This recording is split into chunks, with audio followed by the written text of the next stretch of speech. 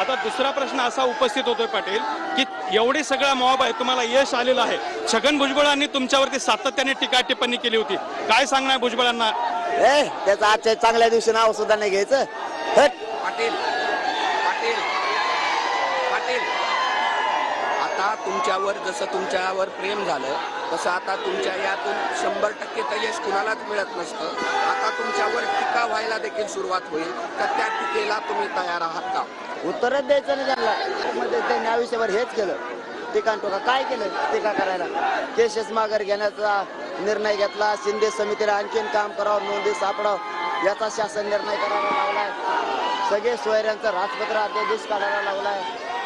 इतके 57 लाख मराठ्यांना आरक्षण मिळालं आतापर्यंत. याच्यापेक्षा काय पाहिजे? आणि त्यांच्या नातलागांना जर दिलं तर हे 2 कोटी पण दाखल जाणार आहे आणि सगळ्या सोयऱ्यांचा आता फायदा होणार. काय करायचं? असं आहे पाटील, आता असं आहे की ज्या ह्या 57 लाखापैकी 32 लाख नोंदी ज्या प्रमाणपत्र दिलेत असं सरकार सांगते, त्यामध्ये मराठवाड्यातले प्रचंड कमी आहेत आणि हे सगळे विदर्भातले. हे नवे आहेत का जुने आहेत? सरकारने काय सांगितलं?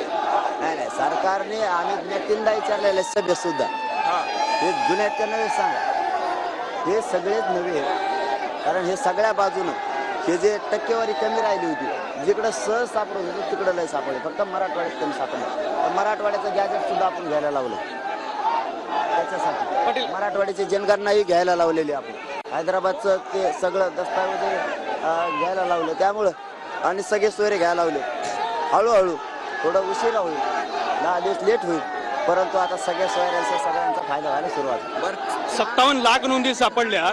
प्रत्येक नोंदीला 5 जरी मिळाले तर 2.5 कोटी लोकांना प्रमाणपत्र मिळतील असं तुमचं म्हणणं आहे. म्हणजे जवळपास सगळा समाज येतोय. हे झाल्याच्या नंतर आता सगळा समाज येतोय घेतल्यावर त्याच्यानंतर पुढचा निर्णय. कधी जाणार आहे? प्रति नोंद 5 जरी धरले तरी सगळ्या 2.5 कोटी समाजाला हे आरक्षण मिळतंय. हो, किती फायदा झाला. आणि टीका करायला काय करणार आहे? हे भाऊ म्हणले की तुम्ही म्हणले टीका होईल. काय टीका होणार आहे? आता होऊन झाली तर त्यांना कामच तेवढं आहे.